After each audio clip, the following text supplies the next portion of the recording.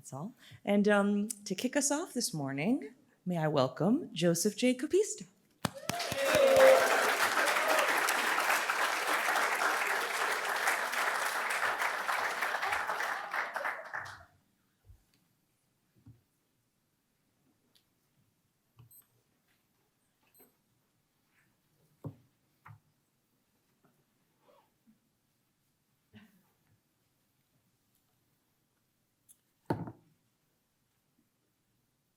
Crystal, itch, adrift, amid summer swimmers, votary of tidal pull and current flux.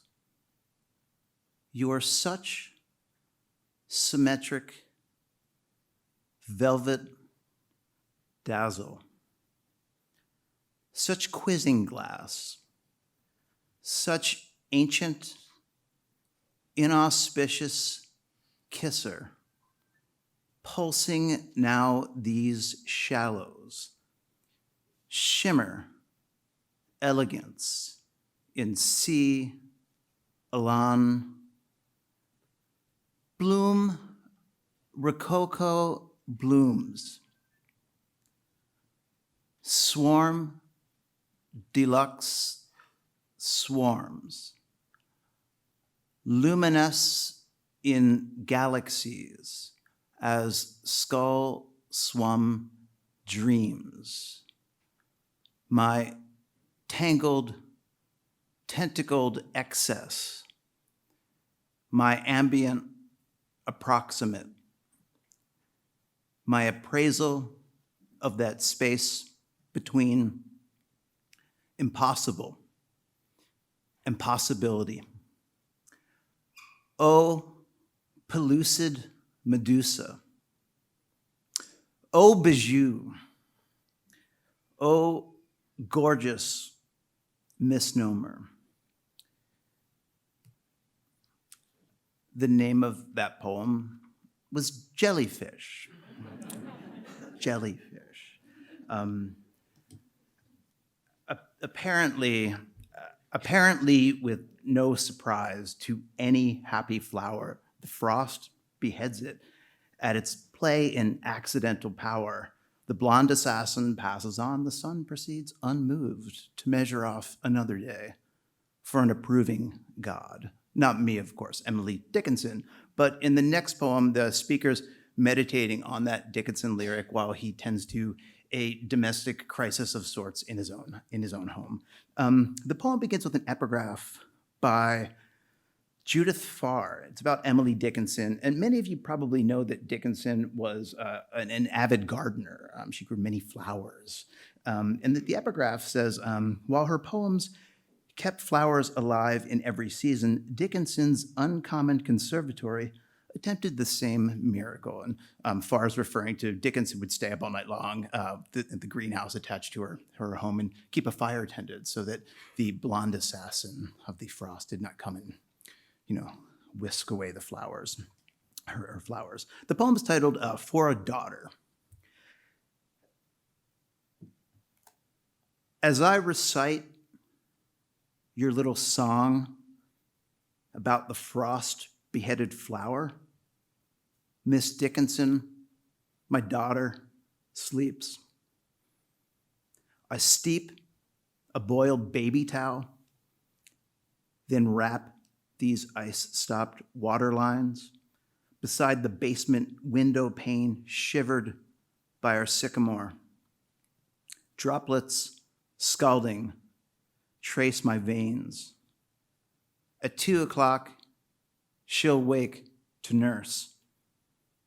I watched her wedge her arm between the crib's white slats tonight, as if she couldn't help but touch the world. In Amherst once, Miss Dickinson, a docent scolded me because I touched your cradle. Your dress, scrap, she said, for kitchen rags. Steam blossomed from this tepid pot, unfurled against the joists, then left a dew that moistened dust along our rotted sill and clouded glass. Outside seeps a little more inside. In frail moments such as these, the ones I finally talk to God and know no matter what I say or do, the world will always be the cruelest example of itself. It's really you I'm talking to. My daughter sleeps, Miss Dickinson. Her fontanelle beats heaven's time. I knock on copper, wait, then run the tap, but nothing inside moves. Now everything feels cooler, cold. I think of you awake at dusk, staring blackness down from gray to powder blue, your greenhouse dual with death to keep each iris, daisy, bourbon rose from winter's hand. I see my breath. Before my daughter wakes, Miss Dickinson, I think of you, that moment you kindled in your house of glass, a fire. Loved well, it bloomed.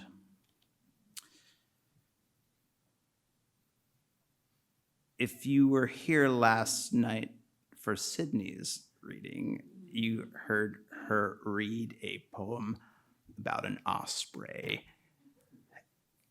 finding a fish and whisking it away. And you're about to hear another one, just like that. So the poem's called Entreaty. It's kind of a Jersey Shore poem a little bit. So it's a little different than cities. Every summer we take the kids to go see the grandparents at the Jersey Shore. And one of the acute pleasures of that for me is while you're on the beach and there's the boardwalk and ice cream and sunblock and cigarettes, or the whole cacophony of the shore. You can sit on the beach while your children play in the tide pools and watch ospreys rise from the bay in the west, fly out over you, go out over to the ocean. They'll nab a fluke or a sea bass. They'll pick it up, lift it high out of the water, and carry it west again, back to their nest for food. It's always such a terrifying drama while your kids are playing to watch this unfolding in the background. So the poem's kind of a meditation on that a little bit, although that's not in the poem necessarily. The poem's called Entreaty. Having seen the osprey grasp, then set its fish, so that en route from sea to bay, prey's eyes face only west. Having seen, half sunblind, that glint writhe, then rise to unimagined heights on nothing but thin air, one ultimate kindness before spicule, tooth, and tongue. Having seen struggle slacken to repose, as descending on the nest, catch glimpses the caught, compendium of spine and gill and jaw, agape, kaleidoscopic shambles, shimmering in scales. I say, raise me like that, unmaker, wide-eyed and broken-backed, if only so that I, unmade, might see for once, beyond all doubt, those unknown, unfathomable parts that are and are not me.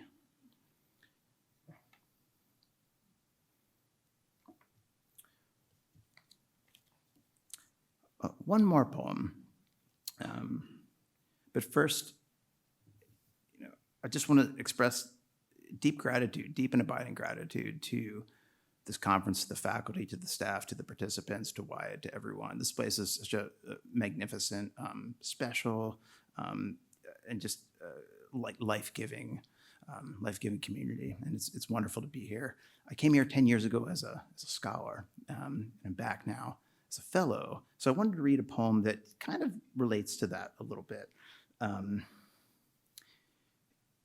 It's a villanelle, and when I was here 10 years ago, I was in workshop with Danny Anderson and Andrew Hudgens, and in this villanelle, toward the end of it, a line comes in where a speaker named Danny says, "Your poem needs more beauty," and I just want to confirm that is indeed Danny Anderson, is up there, kind of top row, middle.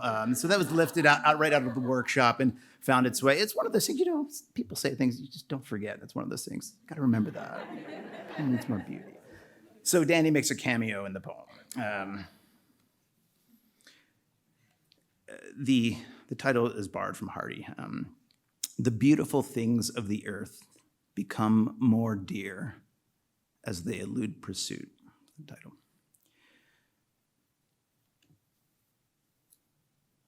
Another wave rolls over me before I clear its crest. I haven't surfed since June. Foam lifts me, holds me, sings me back towards shore.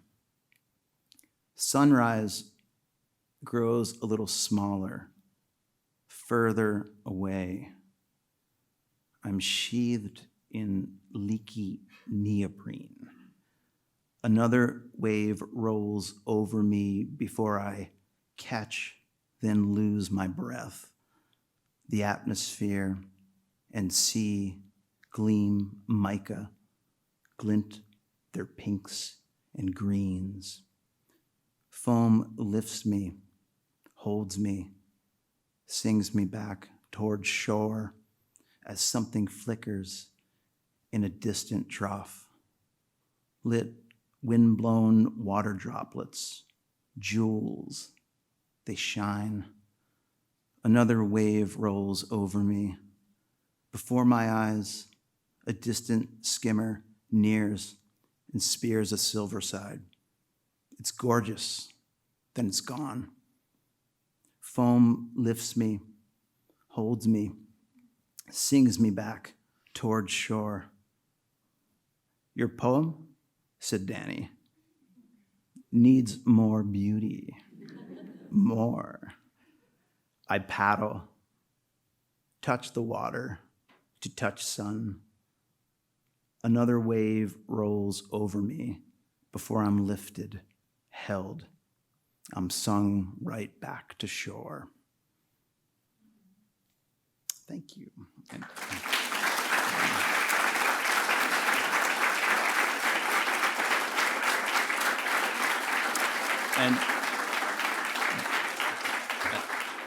And let's welcome to the podium Rachel Heng, fiction writer.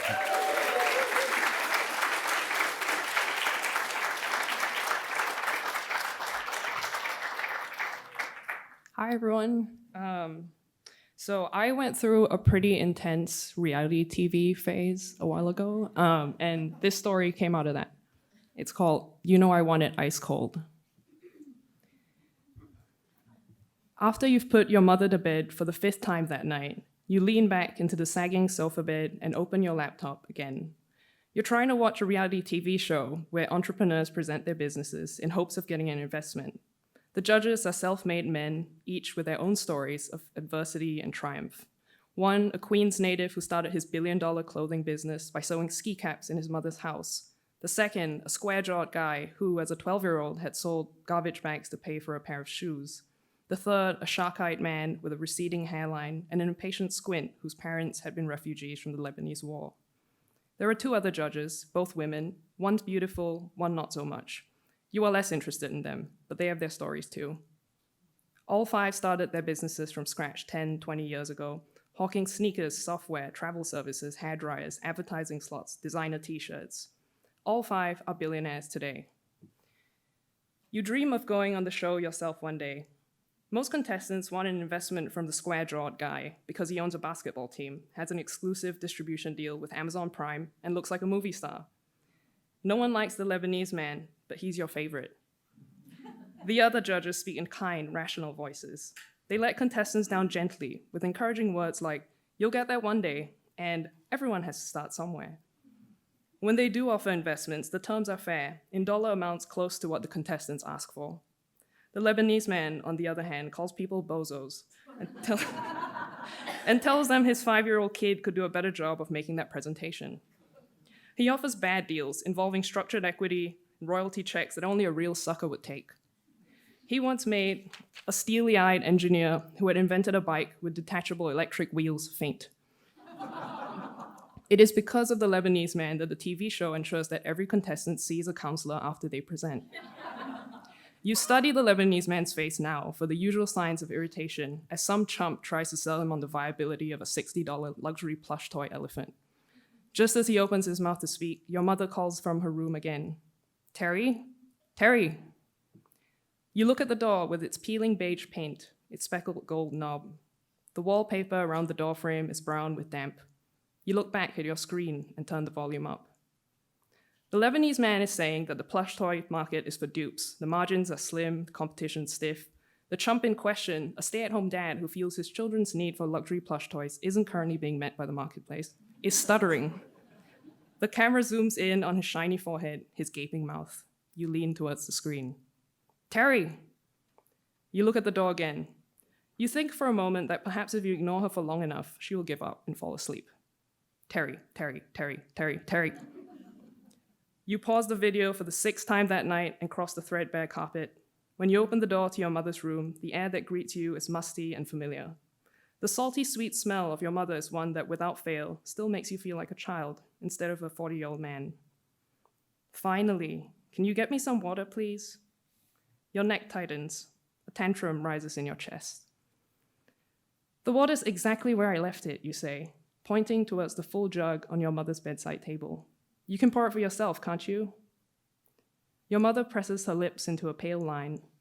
Her body is slight beneath the floral bedspread. She's propped up against the headboard on a mound of overstuffed pillows, and her bony hands are clasped over her abdomen. You look into the lined face that still holds a hint of the beauty she had in her youth. A high forehead and a small nose, features valued amongst Chinese women of her generation. A forehead like that is meant to bring you luck. You ponder for a moment the question of whether your mother has been lucky.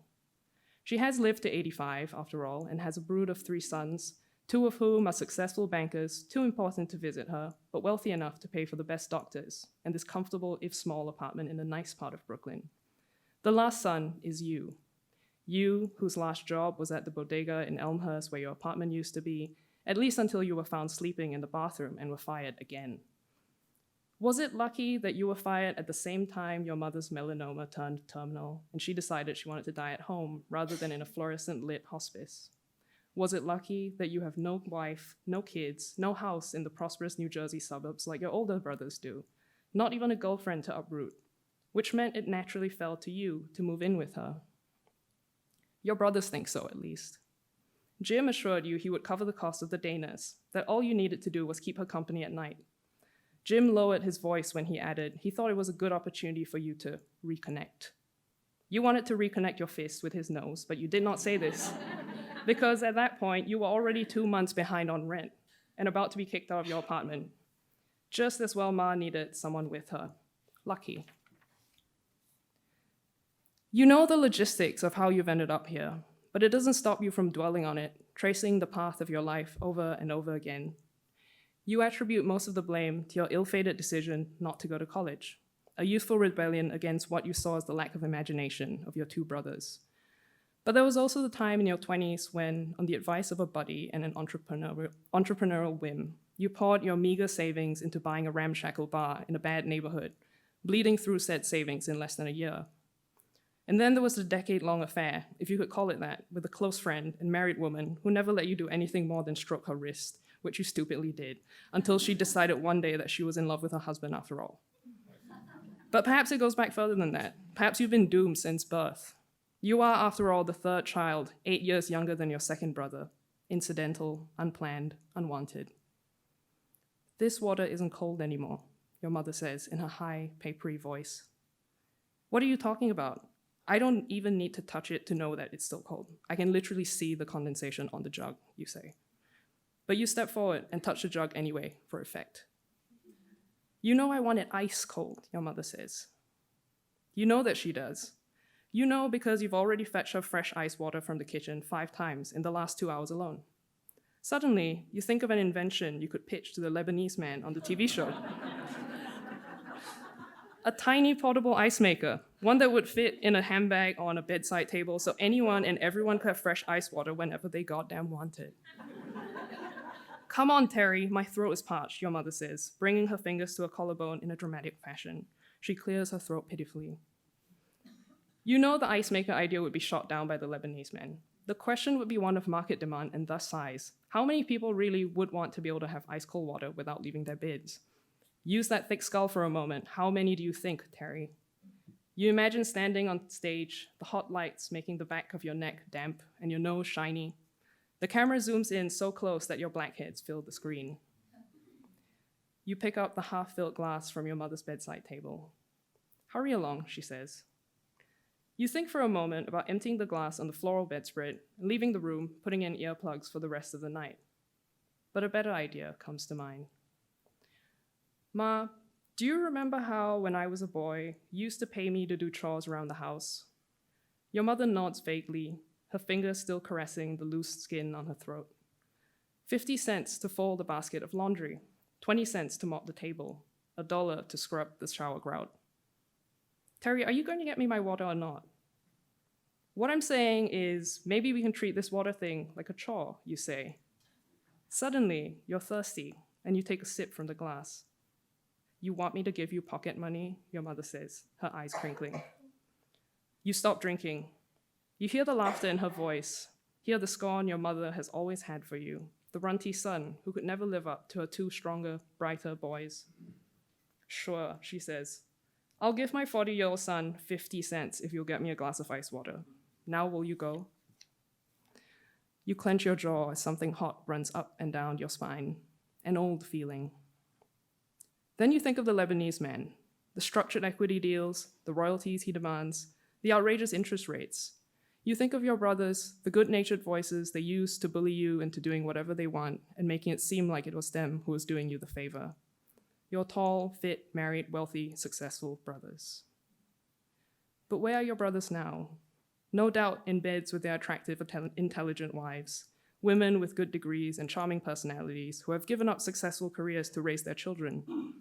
Your brothers are there, not here, not in your mother's claustrophobic apartment, sleeping on the sofa bed. You are here. $5, you say boldly. $5 for each time you want me to get you a glass of ice water. What are you talking about, boy? Slowly you approach the bed again. You drink the rest of the water in the glass, and you set it down empty on the bedside table. Get me my water, your mother says, and there is something else in her voice now. Does she realize at last that it is not your 2 brothers who will see to her day-to-day comfort, who will usher her on to her next life? $5. You say it slowly, holding her gaze. No hint of a smile, no quaver in your voice, so she'll know that you're serious. The nurse won't be here till morning. She's a captive audience, a cornered customer. The Lebanese man would be proud. Your mother looks afraid. Finally, she drops her gaze and nods hurriedly. You know where my purse is, she says. You pick the glass up again and leave the room. Your brothers will let you keep Ma's apartment when she dies, even though she writes you out of her will for reasons no one else understands. You understand, of course. 20 years from now, lying there in this very bed, you will bolt awake, remembering the searing chunks of ice you swallowed in the kitchen that night, the night you charged your dying mother money for a glass of water. 20 years from tonight, for the first time since your mother's death, you will miss her with a desperation that you have not felt since you were a boy. You will torment yourself with questions of what love is and what it means, as if it is a binary thing, as if one either loves or does not love. The shame will eat you hollow, and lying there, awake, in the cold, quiet night, you will cry. But right now, you saunter across the living room to the kitchen. You get the water and the ice, bring it back to your mother, who sips from the glass like a scared child, a delicate bird. You watch as she drinks, a satisfied customer. Then, when she puts the glass back down on the bedside table, watching you with bright, wet eyes, you get the money from her purse. Thank you.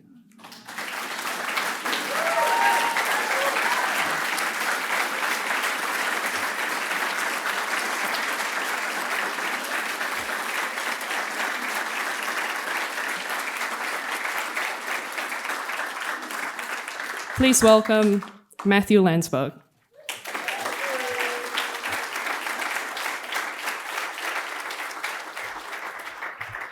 Hey, everybody. Thank you so much for having me. This is such an honor to be with so many talented and illustrious writers, and I'm really honored to be here. I'm going to read from a relatively new story, just the first half or so. It's called The Wastrels Curse. They nearly always left at night. His mother insisted she didn't want the neighbors asking questions, though the circumstances surrounding their departures did more to fuel suspicions than to quell them. After all, what normal person would fill the car with luggage so many Fridays after supper while issuing orders in hushed tones to her only child? Decades later, he still remembers their trips down the 101 to the 405, through Ventura and Oxnard and Thousand Oaks, Long Beach, Encinitas, and Chula Vista. He recalls the smell of sea air thick with brine and the heavy fog that rolled in off the coast. Fabian's mother, Pauline Henke, born Paulina Mueller, had never been a person who blended in. Old-fashioned hairdos, hairspray for years, then buns, Bible study on Wednesdays, and church 2 times on Sunday. Buckets of water for the marigolds and boxwood at 6 a.m., still in her robe and curlers. Ecclesiastes, Lamentation, and Philippians deep into the night. Sometimes at the rec center, where she also clipped coupons and studied the Brisas del Mar Sentinel for signs of God knows what. The return of Jesus Christ, the shepherd with his flock of sheep, or Satan on his chariot announcing Armageddon. Pauline was a large woman, not corpulent but solid, a big-boned, loud-voiced soul with fiery hair and a thunderous laugh. When she walked from room to room, she instilled anxiety. Even now, he does his best to banish the memories of their furtive trips across the border and into Tijuana. His mother leaving the porch light off and telling him to hurry as she carried the floral suitcases to the trunk, then the cooler with a 6-pack of Fanta and 4 sweating bottles of single-calorie Tab, one for each of them during the trip down and another pair for their return. Fabian knew without asking that the Fantas were off limits, earmarked for the doctor and his sister Dorotea, to whom Pauline felt constantly indebted. Not that she didn't pay for the doctor's services. Indeed, she spent a good portion of the 5-hour drive lamenting the escalation of his fees. Dorotea's the greedy one, she complained. He doesn't care about the money. It's she who milks me dry. Back then, Fabian was too young to understand adult finances. They first visited the doctor when he was just 4 years old. He remembers little about that maiden trip, has only a vague recollection of Dorotea in an orange dress, bright and festive, under a smock or apron of some sort, more suitable for a restaurant or cantina than a medical facility. He recalls the aquarium of hamsters, teeming, mangy animals spinning madly on their metal wheels, pink testes engorged. The doctor's office wasn't fancy, a converted study off his living room, fluorescent lighting, walls the color of fresh lemons. The doctor's Christian name was Alfonso, though Pauline insisted they refer to him even in his absence as Dr. Gutierrez. Fabian remembers the man's bushy mustache and the lollipop he occasionally dispensed, resembling a skull left over from Dia de los Muertos. He remembers his mother asking the doctor to go over the details not once or twice, but 3 separate times of the surgery. Fabian can still feel the doctor's fleshy fingers on his cranium as he examined his young patient's scalp under the bright light he wore around his forehead like a miner's lamp. Of the surgery itself, he has no recollection other than the smell of the hamster's acrid urine as he regained consciousness and Dorotea's offer of a plate of homemade pasteles, which he said would give Fabian the sustenance to heal quickly. He recalls the parchedness of his mouth and the taste of the lukewarm bubble up Dorotea handed him, Pauline sitting to his left holding his hand as he lay on the narrow cot. For 6 days, they stayed in a motel near a marketplace full of vendors selling dust-covered piñatas and papier-mâché masks of grinning demons. He remembers watching Mexican soap operas on a small TV while his mother read the Bible, underlining passages in green ballpoint pen. Green was and still remains her favorite color, even here in her new home where her neighbor is, or so the woman thinks, Mary Queen of Scots. 2 months ago, the nurses allowed Fabian to paint one of the walls peridot, which they say is calming.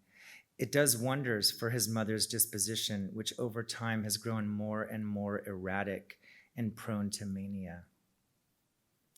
For many years, Fabian and his mother returned to Tijuana every 6 months for what Pauline called their little checkups, as if Dr. Gutierrez were a dentist. Through grade school and junior high, Fabian endured the indignity of having the doctor and sometimes Dorotea finger his so-called nodules, paw through his hair to scrutinize his skull as if he harbored lice. Invariably, he left smelling of eucalyptus or agave or camphor, the result of the latest ointment the doctor had prepared to apply to his scalp to ensure the growths did not take root again.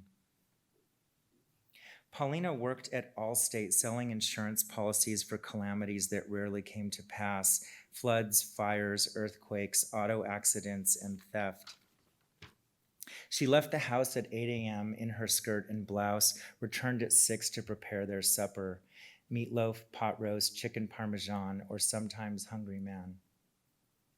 Each night after Fabian's bath, she dried his hair, then opened a jar of salve, the medicine Dorotea claimed had been made from a recipe passed down from generation to generation of Mayan curanderos. Paulina rubbed a dab of the concoction into Fabian's scalp. "Are they sensitive?" she asked. "Do you feel pain?" At first, the areas burned and throbbed, it's true, but his skin healed quickly, and soon enough pain wasn't his concern. It was the pestering, the probing and intrusion. Who wants his hair patted, dried, patted, and picked at? Who wants his mother coming in to check on him repeatedly while soaking in the bath? "Get away," he said just weeks into 3rd grade. "I can do it myself." He grabbed the salve from her and locked the bathroom door. He didn't doubt what he'd been told, that horns would sprout from his skull if he did not comply. There were raised voices, followed by her histrionic tears. "But I'm your mother. How can you treat me this way? I'm not the one who gave you horns. My genes are fine. My scalp is smooth. It's your father's fault. His brother had webbed toes. His mother was a lunatic who chewed her hair and had to be carted off to that sanatorium in Olive Hill, Kentucky." Whenever Fabian asked about his father, Simon Henke, Pauline unleashed a diatribe. "Not worth my breath or yours. Just be happy I stuck around to raise you. If it had been up to him, you'd have ended up an orphan running around in soiled underwear." Simon was a hippie from up north along the Oregon coast, a charlatan, according to Pauline, who used his saccharine tongue to win her heart, then abandoned her just 9 days after Fabian's arrival in this world. "You are my sacred angel," she cooed, "God's gift to me. At birth, your head was soft and smooth and perfect, and I wanted nothing more than to cuddle you in my arms and powdered bosom. How was I to know? How was anyone to know what he bequeathed to you? Only the Lord knows how the devil works. But then blasphemous Lucifer's fingers sprouted into view, and I knew at once it was an issue of genetics and no one's fault but his. With time, Paulina's paranoia grew about the Wastrels Curse. How else could one explain her insistence that Fabian put on a hunter green wool cap when he left the house, even during heat waves? Or reconcile her hours with the Bible, the maniacal annotations in the margins, and copying of scripture? The references when she lost her temper to the devil's stamp upon her issue's head. The pastor in their church who led the weekly Bible study was passionate and certain and, according to the preponderance of women, more handsome than any movie star. It took Fabian years to realize it wasn't the horns that made people curious. For despite his mother's fears, they'd never actually been visible to him or any person of sound mind. It wasn't the protrusions they were trying to discern. It was the strangeness of Paulina Henke's habits, keeping the shades drawn day and night, the caps and hats she made him wear, the long-sleeved shirts year-round, the obsessive application of skin-protecting pastes and creams. Dorothea sold Pauline tubes of sunblock and zinc that she insisted were far superior to what could be found at common drugstores. The boy's skin is very sensitive, she confided, muy sensitiva. You understand, over-the-counter product can cause rashes and ailment in cases such as his. She wore plastic sandals and a heavy application of bright rouge. So while other children spent their weekends playing frisbee on the beach or surfing with their fathers, Fabian stayed home and assembled puzzles from the library. Huge images of European castles, Antarctic penguin colonies, and scenes from shows like Gunsmoke. Their trips to the ocean were meted out like treats, and then only in the afternoon on cloudy days when Pauline insisted the sun's rays were less pernicious. Fabian wore long pants and sweatshirts, and they sat under the enormous umbrella his mother brought along. He watched his classmates yell and chase one another, dart in and out of the Pacific, shrieking with delight, while Pauline sat next to him in her folding chair, listening to her transistor radio and solving crossword puzzles. She wore a baby doll swimsuit, bright yellow with pink trim, made of ruffled fabric that she said accentuated her figure. Should a man walk by, she'd giggle with delight and use an infantile voice like the mating call from some ungainly bird. She packed freshly peeled carrots, celery with peanut butter, and chunks of cheddar cheese on Ritz, urging Fabian to eat. And then on his 10th birthday, he pleaded with her to let him stay at home. I hate the beach, he wailed. But why? The sun won't hurt you, dear, if you're wearing your protection. I don't care about the sun, he yelled. Why can't we be normal? Everyone thinks we're total freaks. How can you say such a thing? We're normal as can be. And anyway, who cares what other people think? We have each other and the Lord. That's all we really need. In school, at recess, kids called him Gabian. They pointed, laughed, and mocked, despite his efforts to blend in. He tried to mimic them, their gestures and demeanor, but to no avail. The only friend he had was a foster child, a reclusive girl named Danielle with buck teeth and parents long deceased. At least you got my hair, Paulina said hours later when they'd both calmed down. You don't have to worry about alopecia and whatnot. She stroked his head with the palm of her cocoa-buttered hand. This mane grows like kudzu, honey. Be thankful for that blessing. Not long after he turned 13, the motel Fabian and Pauline frequented during their trips to Tijuana shut down, and they began to stay in the Palacio Ultramar, next door to a bowling alley in a place called the Lucky Lady Bar. The Palacio Ultramar had 16 rooms, 8 facing an alley and the balance facing a street popular with vendors selling everything from brightly colored sombreros to nopales and camarones fritos. The receptionist was an overweight man who sat behind a thick pane of glass watching game shows on TV. This was the man Fabian came down to see when he woke up at 4 a.m. one Saturday and saw his mother gone. Fabian asked the casillero whether he knew where Pauline was, and the man simply shrugged. Chequeaste el bar? He pointed to the Lucky Lady bar, which was attached to the hotel's reception area, a dark and sordid place with mirrored walls, a pool table, and a jukebox that played Stevie Wonder, the Eagles, and Música Norteña. Fabian felt foolish stepping into the bar in his cutoff shorts and Magic Kingdom t-shirt, but the place was empty save for a woman wearing an abbreviated skirt and skimpy halter top who gave him a forlorn look. "¿Qué buscas, mi amor?" she called out to him. He hurried to the parking lot in search of his mother's red Pontiac, and seeing it was there, he went back to their room and locked the door, deciding she must have gone out for a walk.